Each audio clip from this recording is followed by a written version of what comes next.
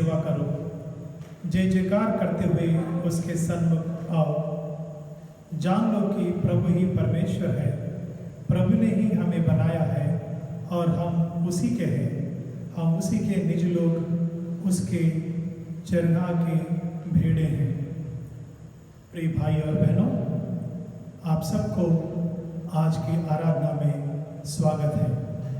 और इस समय हम लोग प्रार्थना करते हैं। सर्वशक्तिमान ईश्वर, हम आपको धन्यवाद देते हैं। आज की इस आराधना में हम आपकी अगुवाई चाहते हैं ताकि हम लोग आत्मा और सच्चाई से आपकी आराधना कर सकें। प्रभु के नाम में आमीन।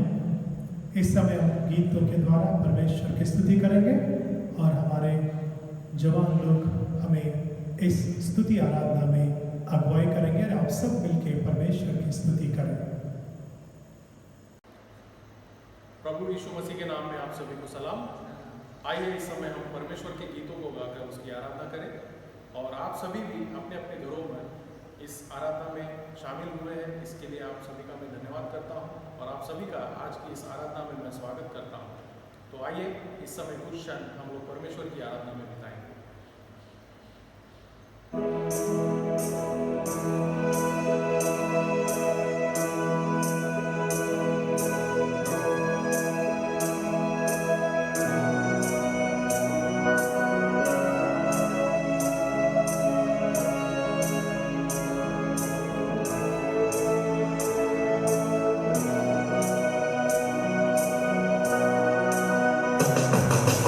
प्यार का सागर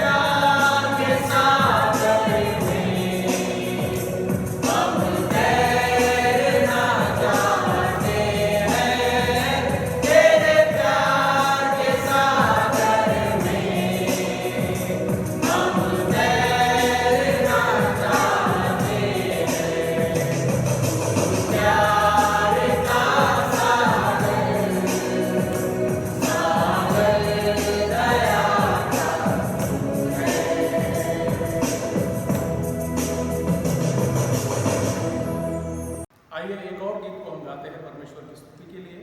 आवाज उठाएंगे, हम साज बजाएंगे।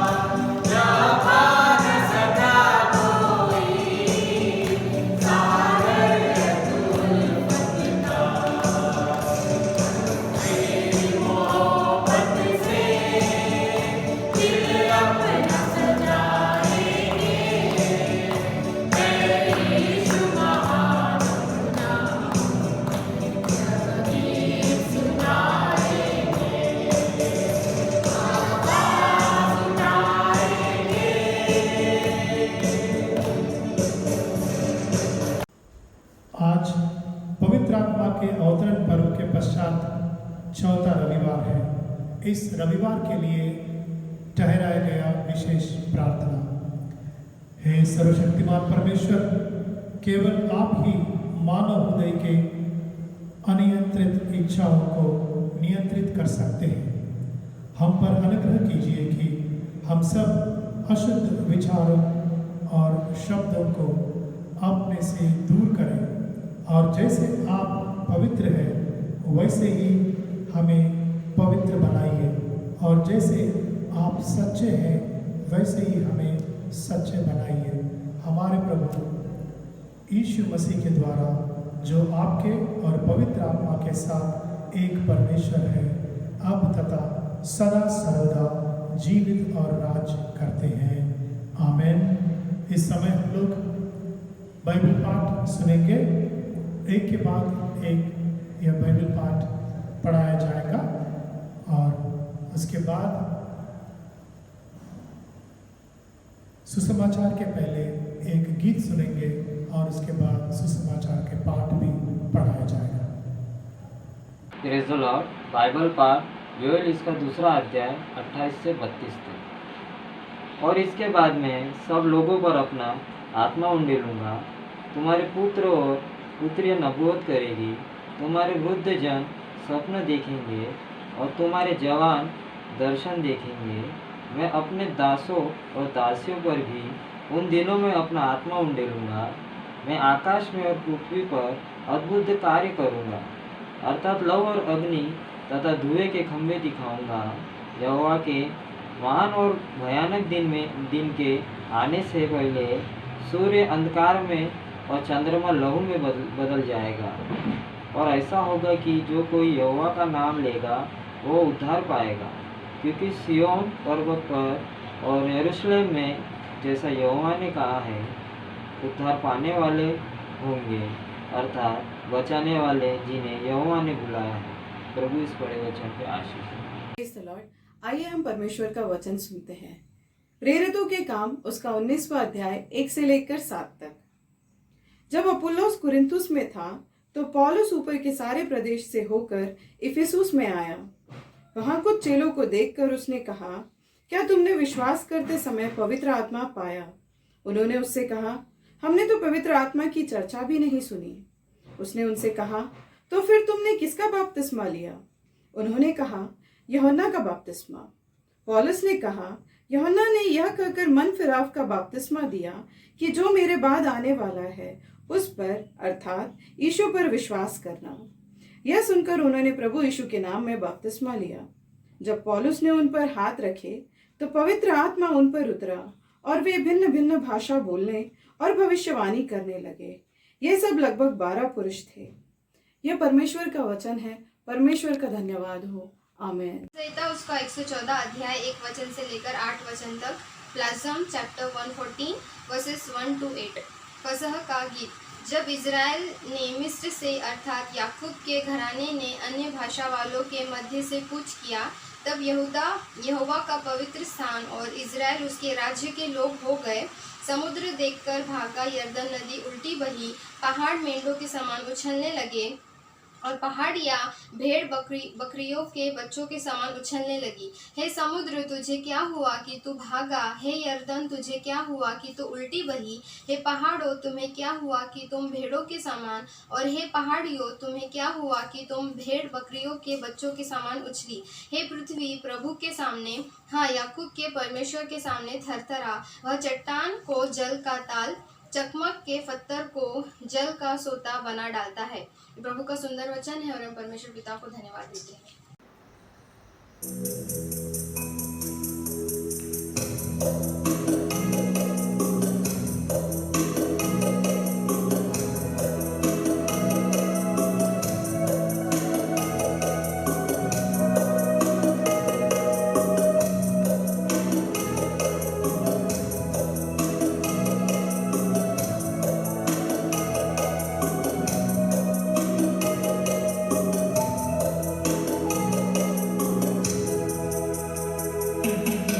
Amen.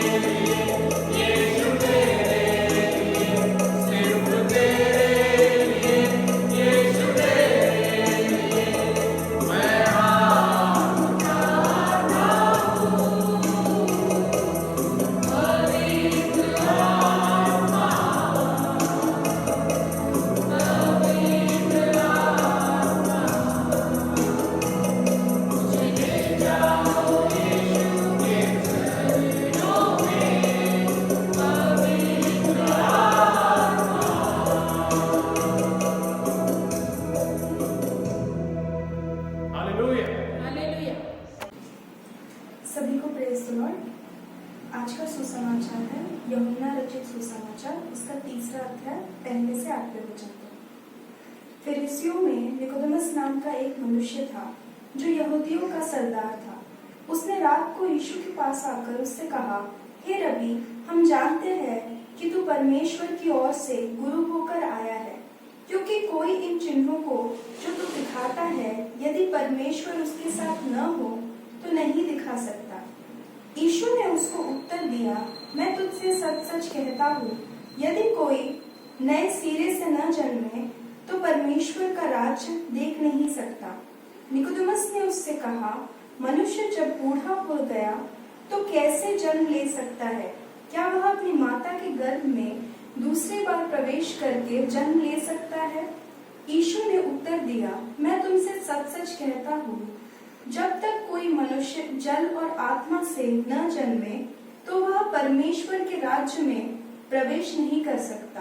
क्योंकि जो शरीर से जन्मा है वह शरीर है, और जो आत्मा से जन्मा है वह आत्मा है। अचंभा न कर कि मैंने तुझसे कहा, तुझे नए सिरे से जन्म लेना आवश्यक है। हवा जिधर जाती है उधर चलती है और तू उसका शब्द सुनता है, परंतु नहीं जानता कि वह कहाँ से आती है और किधर को जाती है।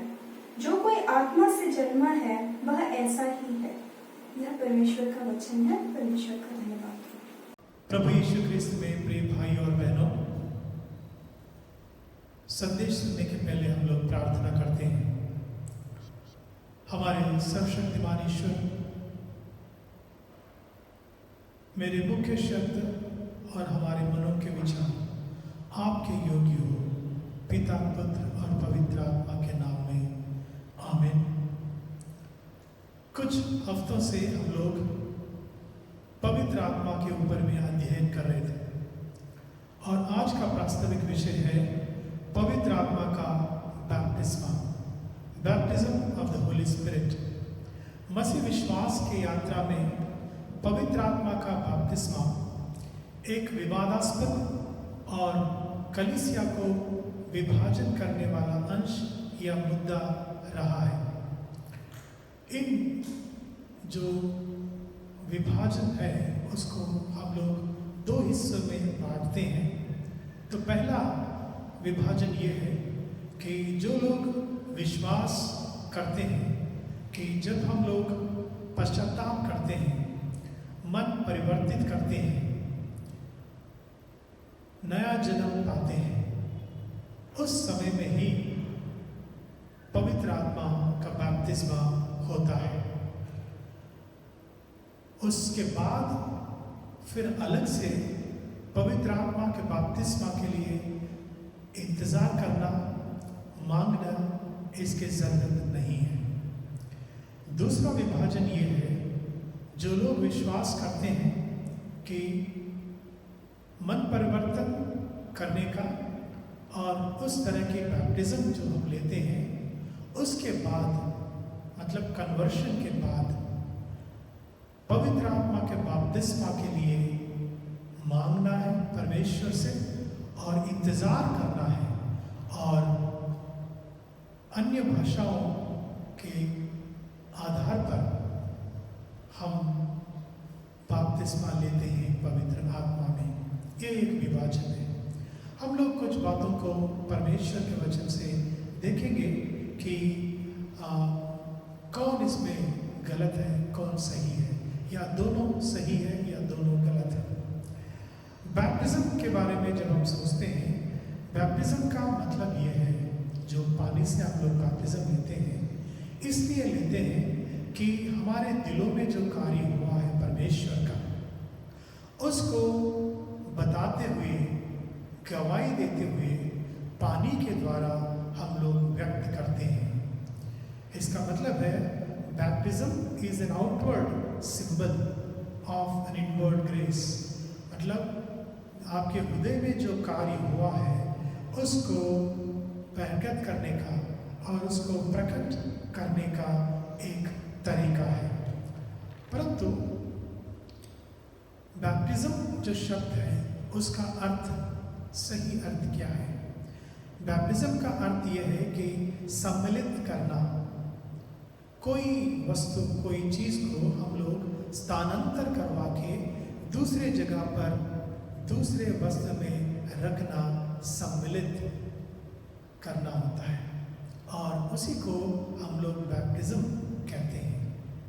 इसलिए पौलुस पहले कुरिन्थियों की पत्री उसके 12वां अध्याय 12-13 में कहता है कि क्योंकि हम सब ने, क्या यहूदी, क्या यूनानी, क्या दास, क्या स्वतंत्र, एक ही आत्मा के द्वारा एक देह होने के लिए बपतिस्मा लिया है, और हम सबको एक ही आत्मा पिलाया गया।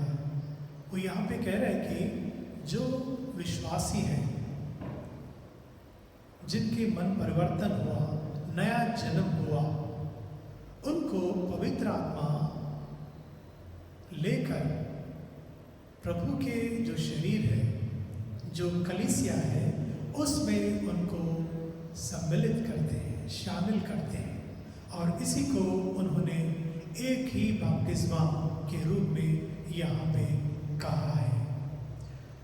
परंतु जो वचन हम लोग प्रेरितों के कार्य उसके पहला अध्याय में पढ़ते हैं, वहाँ पे लिखा हुआ है, प्रभु ने कहा, यूहन्ना ने तो पानी में बपतिस्मा दिया है, परंतु थोड़े दिन में तुम पवित्र आत्मा से बपतिस्मा पाओगे। ये बात अपने चेलों के साथ कह रहे हैं, जो लोग उनके साथ 3.5 साल रहा और कई अनुभव उनके जीवन में उन्होंने देखा, अनुभव किया, और अभी उनके लिए वो कह रहा है कि आपको इंतज़ार करना पड़ेगा। जब तक आप पवित्र आत्मा के बपतिस्मा नहीं लोगे, ऊपर से आप शक्ति नहीं पाओगे, तो आप ठहरे रहो। और इसके बाद ही हम लोग ने पेंटेकोस्त दिन को देखा है, जो प्रेरितों के कार्य उसका दूसरे अध्याय में हम लोग इस बात को देखते हैं कि वहाँ पे पवित्र आत्मा किस तरह, जो 120 लोग वहाँ पे उपस्थित थे, प्रभु के चेले, उनके ऊपर उतर आया है। एक बार नहीं, परंतु प्रेरितों के कार्य में हम लोग इस बात को 4 बार देखते हैं। एक पेंतेकोस्त के दिन जब पवित्र आत्मा उनके ऊपर आया है, तो वहाँ पे लिखा हुआ है, वे सब आत्मा से भर गए, और जिस प्रकार आत्मा ने उन्हें बोलने की सामर्थ्य दी, वे अन्य अन्य भाषा बोलने लगे।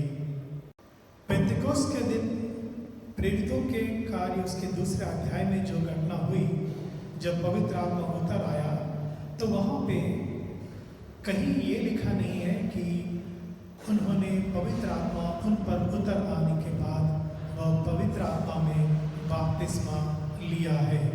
वहाँ पे ये लिखा है कि वह पवित्र आत्मा से भरकर अन्य भाषाओं में बात करने लगे। दूसरी घटना हम लोग देखते हैं कि जो समरियों के साथ में हुआ, वो प्रेरितों के कार्य उसका 8वां अध्याय 14 से 17वां वचन में लिखा हुआ है। वहाँ पे ये लिखा हुआ है, क्योंकि वह अब तक उनमें से किसी पर भी पवित्र आत्मा ना उतरा था, उन्होंने केवल प्रभु यीशु के नाम में बपतिस्मा लिया था। तब उन्होंने, प्रेरितों ने उन पर हाथ रखे और उन्होंने पवित्र आत्मा पाए। यहाँ पर भी जो समरियों के ऊपर में पवित्र आत्मा उतरा, वहाँ पर भी बपतिस्म का शब्द कहीं लिखा नहीं है, और यहाँ पे भी वो अन्य भाषाओं में, और यहाँ पर कहीं पे भी अन्य भाषाओं का भी उल्लेख नहीं है। जो पहली घटना में हम देखते हैं कि वहाँ पे वो पवित्र आत्मा से भरकर अन्य भाषाओं में बात की, पर यहाँ पे वह हम लोग नहीं देख रहे हैं। और तीसरा है जो जेंटाइल्स, यहूदेतर के लोगों के ऊपर में पवित्र आत्मा उतर आया है। वह हम लोग प्रेरितों के कार्य उसके 10वां अध्याय में देखते हैं कि कुरनेलियस उनके परिवार के साथ हुआ है। वह एक यहूदी नहीं है, परंतु परमेश्वर में विश्वास रखने वाला व्यक्ति था। और पतरस को प्रभु ने दर्शन देकर वहाँ पे भेजा। जब वहाँ पे वो गया तो जितने लोग वहाँ पे उपस्थित थे उनके साथ में वो बातचीत करने लगा। जो उन्होंने एक बात को अनुभव किया परमेश्वर के उद्धार का, ना केवल यहूदियों के ऊपर में परंतु सारे लोगों के ऊपर जो यहूदेतर है। इसका मतलब है कि सारे दुनिया के लोग जो इस उद्धार के कार्य के भाग हो सकते हैं, जो पतरस ने सीखा, उन बातों को उन लोगों के साथ में बातें अपने संदेश में बता रहे थे।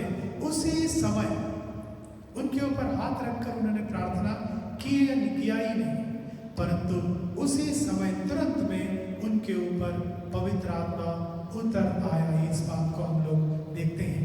पतरस इन बातें कह ही रहा था, पवित्र आत्मा वचन सुनने वालों पर उतर आया और जितने खतना किया हुए विश्वासी पतरस के साथ आए थे वे सब चकित हुए, क्योंकि ये पहला अनुभव है इनके लिए कि जो लोग यहूदेतर है वह उद्धार पा रहे हैं और उनके ऊपर में भी पवित्र आत्मा उतर आया है।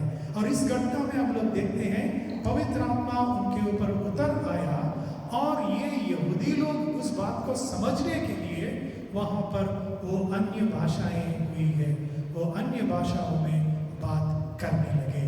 और चौथा घटना हम लोग देखते हैं कि प्रेरितों का कार्य उसका 19वां अध्याय 1 से लेकर 7वां वचन तक, यहाँ पे हम लोग देखते हैं कि पौलुस वहाँ पर जाकर जो लोग यूहन्ना बपतिस्मा देने वाले के चेले थे वो प्रभु यीशु के बारे में कुछ बातें वो सुने हैं, परंतु पवित्र आत्मा के बारे में कुछ भी वो नहीं जानते थे।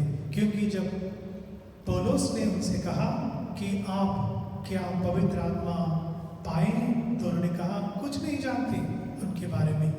तब उन्होंने उनके ऊपर हाथ रखा तो वह पवित्र आत्मा पाए हैं। जब पौलुस ने उन पर हाथ रखे तो पवित्र आत्मा उन पर उतरा और वे भिन्न भिन्न भाषा बोलने और भविष्यवाणी करने लगे। ये चौथे जो घटना है उसमें ना केवल जो अन्य भाषाओं में उन्होंने परमेश्वर की स्तुति की, परंतु ये लोग भविष्यवाणी भी करने लगे। हालेलुया। जो लोग सोचते थे कि सिर्फ अन्य भाषाएं जो है वह एक चिन्ह है एक व्यक्ति पवित्र आत्मा में बपतिस्मा लेने का, परंतु ये जो 4 घटनाएं हम लोग देखे हैं वहाँ पे कहीं पर भी लूका ने ये नहीं लिखा कि वो लोग पवित्र आत्मा में बपतिस्मा लिया है। उन्होंने यही बात को हमें बताया है कि उन पर पवित्र आत्मा उतर आया तो वो किस तरह उनको पाया है। कहीं पर तो कुछ भी नहीं हुआ, परंतु वो पवित्र आत्मा को पाए हैं। एक जगह पर 2 जगह पे अन्य भाषाओं में वो लोग ने बात किया, एक और तीसरी जगह पे अन्य भाषाओं में और भविष्यवाणी भी वह करने लगे। इसका मतलब ये होता है कि जो लूका ने यहाँ पे शब्द इस्तेमाल किया, प्रभु यीशु जो अपने चेलों को समझाते हुए वो शब्द का इस्तेमाल किया कि वह पवित्र आत्मा में बपतिस्मा लेंगे। इसका मीनिंग और जो पौलुस ने पहले कुरिन्थी और उसका 12वां अध्याय में इस्तेमाल किया कि एक ही बपतिस्मा और एक ही आत्मा द्वारा, इन दोनों का मीनिंग अलग है और अलग हमें यहाँ पे महसूस करने को मिलता है। एक है जो पौलुस बात कर रहे हैं, वो इस विषय के बारे में बात कर रहे हैं जो व्यक्ति के बारे में, व्यक्ति में मन परिवर्तन के समय नया जन्म के समय, रिजनरेशन के समय होता है, क्योंकि पवित्र आत्मा के सिवाय कोई भी व्यक्ति नया जन्म पा नहीं सकते। जब हम प्रभु यीशु मसीह को हम लोग मानते हैं और उनको हमारे जीवन में आने के लिए आमंत्रण करते हैं, उस समय जो त्रिएक देव है और पवित्र आत्मा के रूप में हमारे जीवन में आ जाते हैं। जब पवित्र आत्मा हमारे जीवन में आते हैं तो हमें नया जीवन मिलता है। और इसलिए जो पहला आर्गुमेंट है कि वो सही है कि एक विश्वासी के जीवन में एक समय प्रभु यीशु और एक समय में पवित्र आत्मा अलग अलग उनके जीवन में नहीं आते। जब हम पश्चाताप करते हैं, मन परिवर्तित करते हैं, नया जन्म का अनुभव करते हैं, वैसे समय पवित्र आत्मा हमारे जीवन में आ जाते हैं और वह परमानेंटली आ जाते हैं, सदा के लिए हमारे जीवन में आ जाते हैं। फिर ये क्या है जो हम लोग ने 4 घटनाओं के बारे में देखे थे। तो पेंतकोस्त से लेकर हम लोग ने जिस तरह यूहन्ना के बपतिस्मा देने वाले चेले ने जो अनुभव किया, उन बातों को हम लोग ने देख चुके हैं। इसको कहते हैं कि ट्रांजिशनल पीरियड, जो प्रभु यीशु ने और परमेश्वर ने और नबियों ने जिस बात के बारे में कहा है, उस बात को यहाँ पूरा होते हुए हम लोग देखते हैं। On the day of Pentecost के दिन से लेकर हम लोग देखते हैं कि जो ट्रांजिशन किस तरह हुआ है, स्थिति परिवर्तन का समय कहते हैं, या पीरियड ऑफ डिस्पेंसेशन, मतलब पवित्र आत्मा का वितरण या रिहाई का समय, इसको हम लोग कह सकते हैं। मतलब प्रभु ने जो कहा है, जो प्रॉमिस के बारे में उनके चेलों को समझाया पवित्र आत्मा का, वो उनके ऊपर उतरते हुए हम लोग ने देखे हैं। पहले यहूदियों के ऊपर, उसके बाद समरियों के ऊपर, और उसके बाद जो लोग यहूदेतर हैं उनके ऊपर, और यूहन्ना बपतिस्मा देने वाले चेलों के ऊपर। और ऐसे हम लोग 4 घटनाएं देखे हैं, और उसको ही हम कहते हैं कि टाइम ऑफ डिस्पेंसेशन।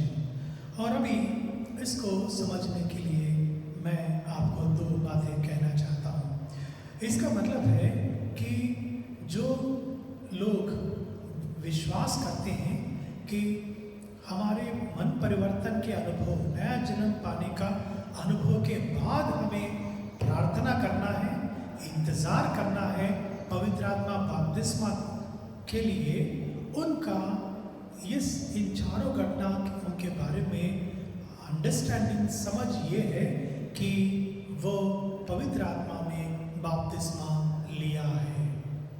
और जो प्रभु यीशु ने निकोदेमुस से जो यूहन्ना रचित समाचार उसका 3रा अध्याय में उन्होंने कहा, जो व्यक्ति नया जन्म पाना संभव 2 ही तरीके से है, एक पानी के द्वारा और आत्मा के द्वारा उनको जन्म लेना पड़ेगा, तभी वो परमेश्वर के राज्य में भी प्रवेश कर सकते हैं। प्रिय भाइयों और बहनों, अगर हम इन 4 बातों को समझने की कोशिश करते हैं, तो जैसा मैंने पहले भी कह चुका हूँ कि वहाँ पे वो लोग ने बपतिस्मा लिया ऐसा शब्द लिखा नहीं है। सिर्फ वहाँ पे हम देखते हैं कि पवित्र आत्मा उतर आया है। इसका मतलब है कि पवित्र आत्मा का अभिषेक, पवित्र आत्मा से भरकर रहना और पवित्र आत्मा के वरदान पाना कई बार पवित्र आत्मा के बपतिस्मा के साथ में कंफ्यूज किया जाता है। एक विश्वासी के जीवन में पवित्र आत्मा 2 कार्य करते हैं, एक उनको नया जन्म देना और उनको आत्मा पूर्ण होकर चलना। इन दोनों में पहले विषय जो है कि एक व्यक्ति नया जन्म लेना, प्रभु यीशु में और पवित्र आत्मा के द्वारा इस जन्म को लेना, इसमें दोनों ग्रुप भी सहमत हैं।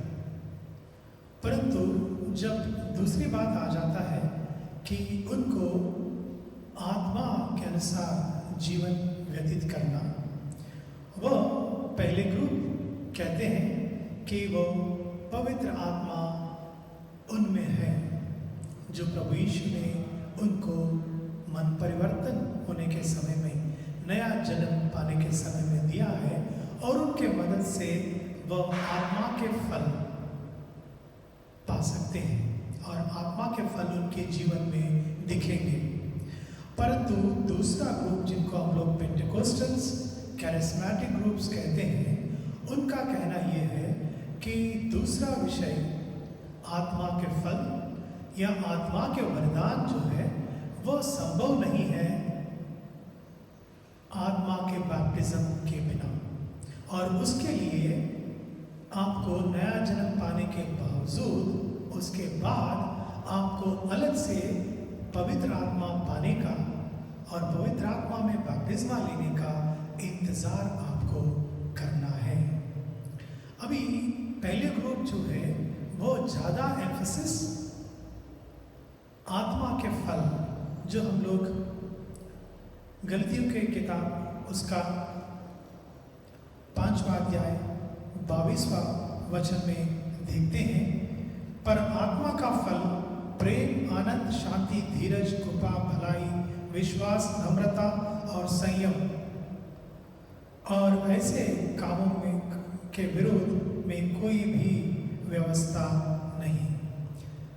इनका कहना यह है कि जो इवेंजलिकल्स करके हम बुलाते हैं, उनका कहना है एक व्यक्ति के जीवन में पवित्र आत्मा कार्य कर रहे हैं, वो आत्मपूर्ण है, उसका मतलब उनके जीवन में आत्मा के फल दिखेंगे। जो 9 बातें यहाँ पे हम लोग ने देखे हैं, प्रेम, संयम और अलग अलग बातें यहाँ पे देखे हैं, जो एक के जीवन में जो दिखना चाहिए।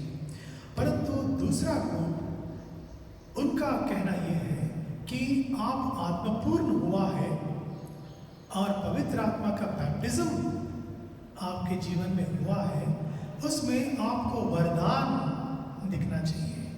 एक सबसे पहला कि अन्य भाषाओं में बात करना, और उसके बाद जो हम लोग कुरिन्थियों की पत्री में पौलुस हमारे लिए वहाँ पे प्रेजेंट किया है कि जो हमारे जीवन में वरदान जो पवित्र आत्मा हमें देता है, उसके ऊपर ज़्यादा एम्फसिस वो करते हैं, और उसी को वो पवित्र आत्मा से पूर्ण है वो एक व्यक्ति के जीवन और उसका एक चिन्ह समझते हैं।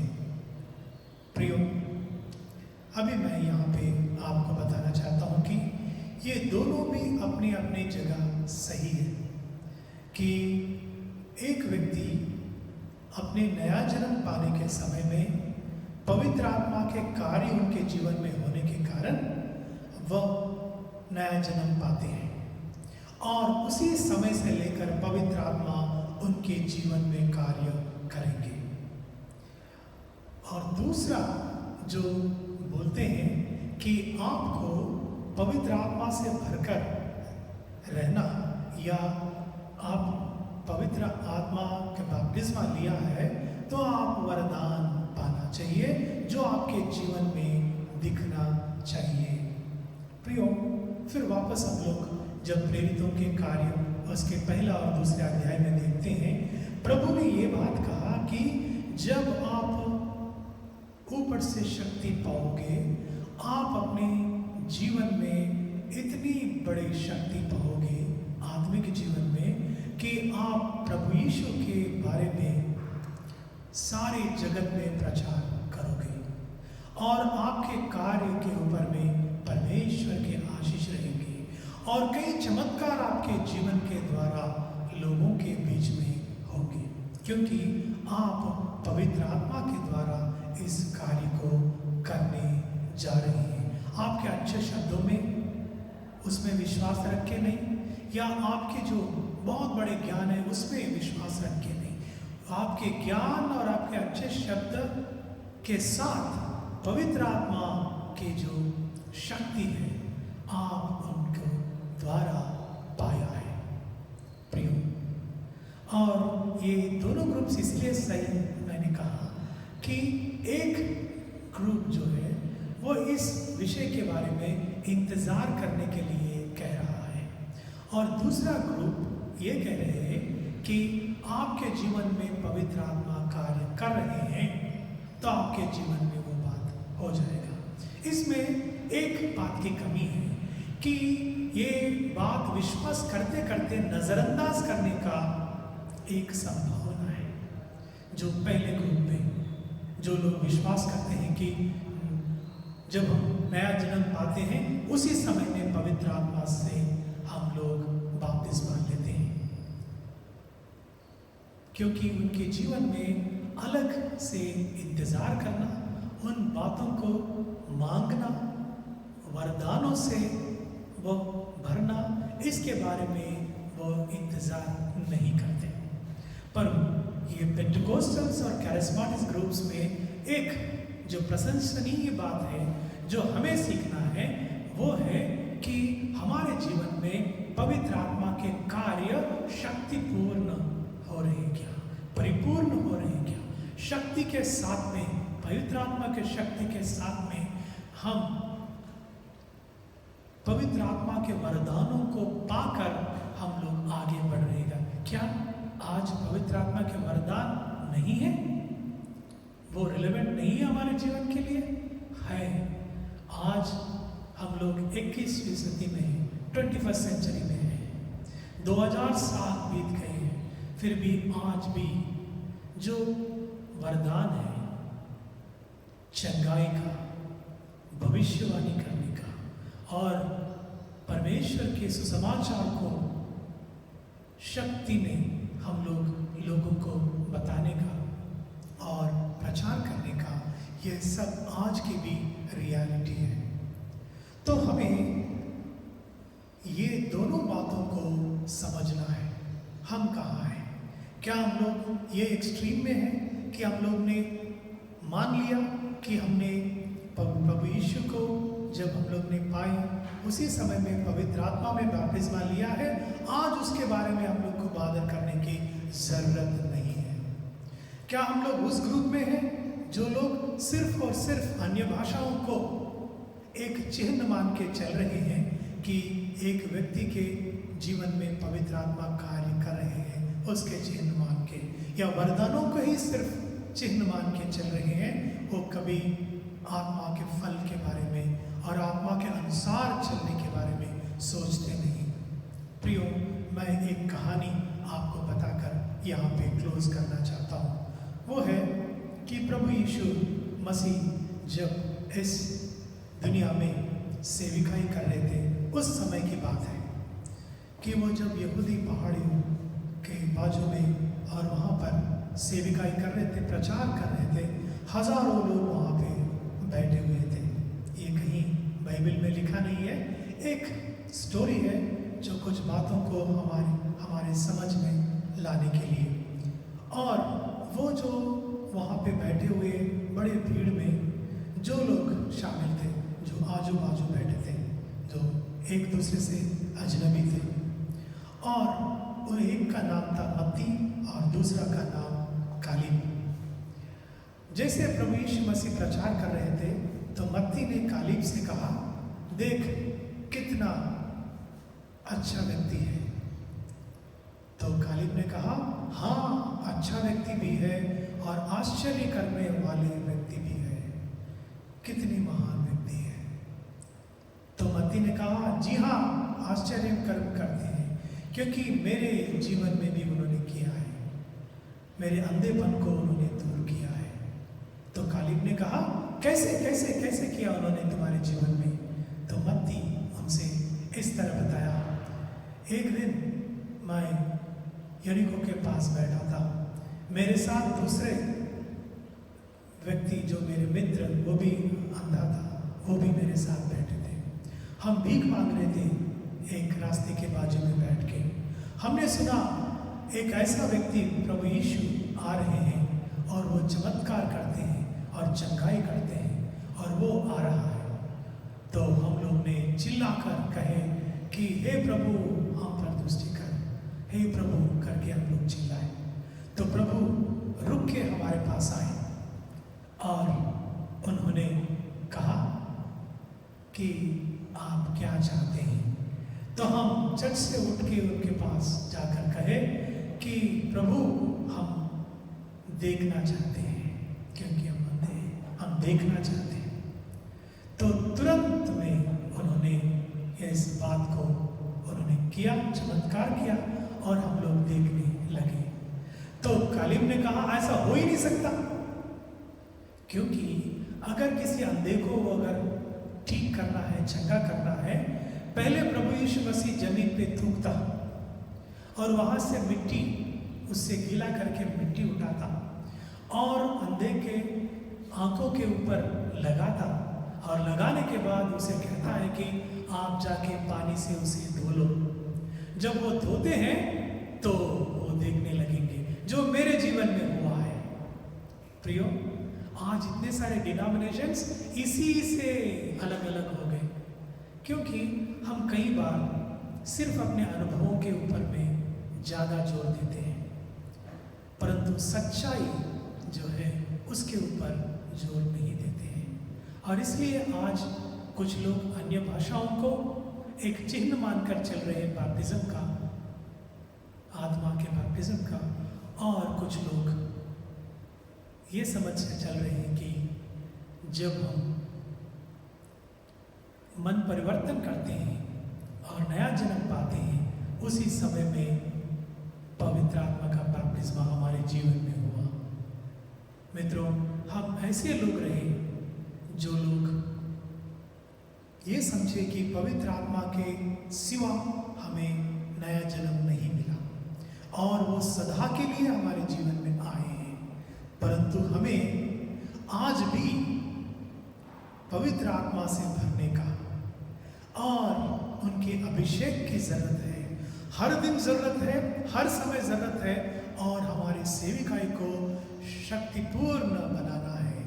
तो यही एक रास्ता है। प्रभु हमारी सहायता करे कि हम इन बातों को और भी समझ सके और आगे बढ़ सके। आमीन। प्रियो, आप सब अपने परिवारों में सुखी है और प्रभु के परमेश्वर के सहायता से आप लोग अपने कामों में व्यस्त है, ऐसा मेरे विचार और हम लोगों की प्रार्थना भी है। कुछ सूचनाएं मैं आपको देना चाहता हूँ।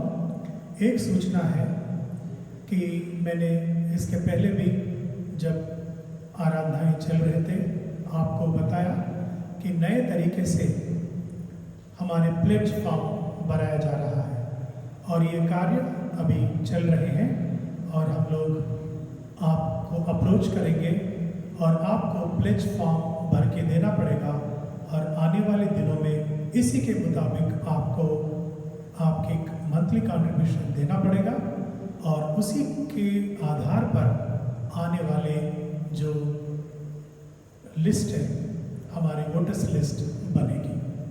और दूसरी सूचना ये है कि जुलाई 10 तारीख से हमारी ये जो प्रोसेस है, प्रक्रिया, हमारे जो एनुअल मीटिंग रहता है उसका एजीएम का प्रोसेस शुरू होगा और पहले कच्ची यादी बनेगी और उसके पहले आप अपने मंथली कंट्रीब्यूशन का कुछ अगर अरियर्स रहा तो मंत्री जो ट्रेजरर है अपने इसराइल मंत्री, उनसे संपर्क करके उसको जल्द से जल्द कंप्लीट करिए। और जो लोग मंथली कंट्रीब्यूशन रेगुलर दे रहे हैं, मैं उनको तहे दिल से धन्यवाद देना चाहता हूँ। उन्हीं लोगों के कारण इस जो लॉकडाउन में भी जो एडमिनिस्ट्रेटिव और सैलरीज और हमारे जो असेसमेंट है हम लोग थोड़े थोड़े करके पूरा कर पा रहे हैं। जो लोग अभी तक नहीं दिया, कृपया आप लोग भी अपने मंथली कंट्रीब्यूशन पूरा ला के दे दीजिए। बहुत बहुत धन्यवाद आप सबको। इस समय हम लोग ऑफेंट्री लेंगे और ऑफेंट्री का गीत होगा, और अपने परिवारों के साथ आप बैठे हैं तो एक एनवलप में आप लोग आपके इस संडे का ऑफेंट्री डालिए, और जब अनिल जान आपके पास आते हैं या आप खुद आके उस एनवलप को यहाँ जमा कर सकते हैं। इस समय विशेष गीत होगी। ♪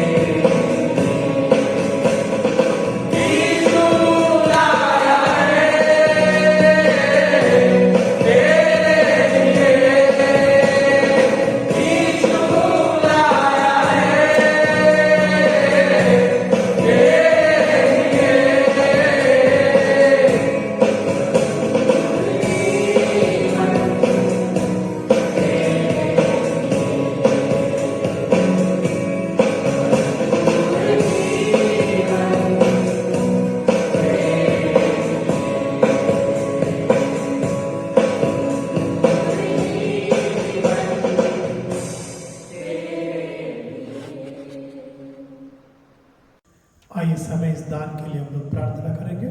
सर्वशक्तिमान ईश्वर, हम आपको धन्यवाद देते हैं जो लोग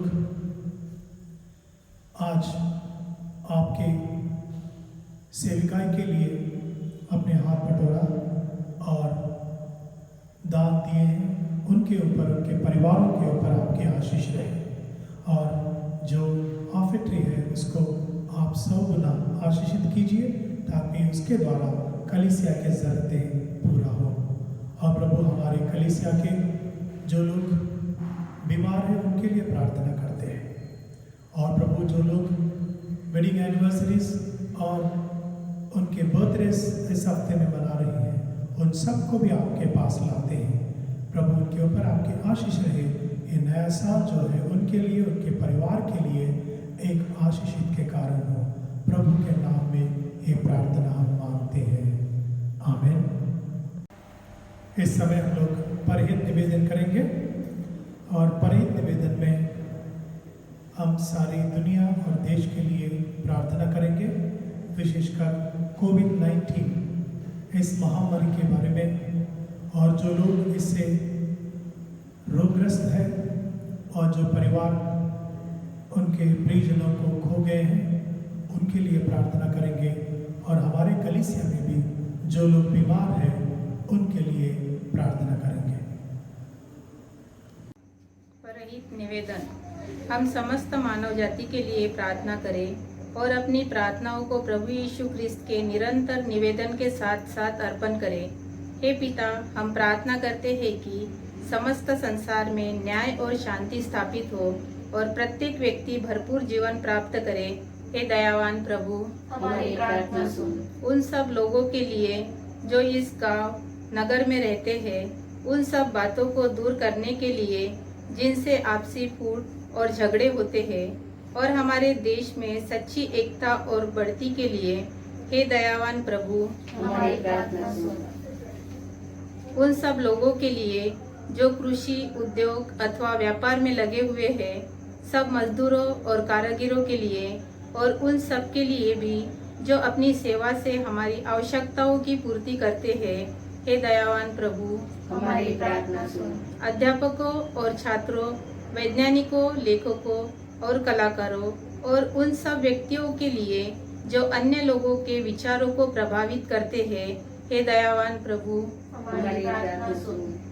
उन सब लोगों के लिए जो दुखी है, बेरोजगार है, भूखे प्यासे है, दरिद्र और दलित है, बीमार और मरणासन्न है, और उन सब व्यक्तियों के लिए जो ऐसे लोगों की सेवा करते हैं, हे दयावान प्रभु, हमारी प्रार्थना सुन। उन सब के लिए जो हमारे तथा अन्य देशों में शासन करते हैं, विशेषकर हमारे राष्ट्रपति, प्रधानमंत्री, इस राज्य के राज्यपाल और मुख्यमंत्री, और उनके लिए भी जो अपने साथियों पर किसी प्रकार का अधिकार रखते हैं, हे दयावान प्रभु, हमारी प्रार्थना सुन। सब क्रिस्तीय लोगों की एकता और मेल मिलाप के लिए, और समस्त संसार में उनकी गवाही और सेवा कार्य के लिए, हे दयावान प्रभु, हमारी प्रार्थना सुन। भारत में तेरी समस्त कलीसियाओं के लिए, उसकी परिषदों तथा अगुओं, विशेषकर हमारे मॉडरेटर, दक्षिण भारत की कलीसिया के मॉडरेटर